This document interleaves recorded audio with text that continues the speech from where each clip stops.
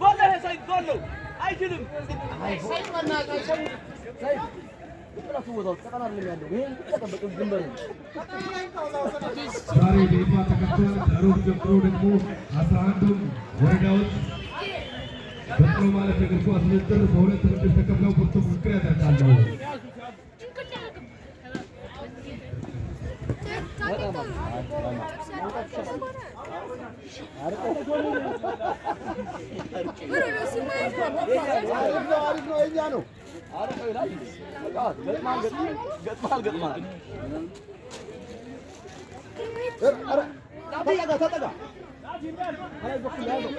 በረጅም ይመታል።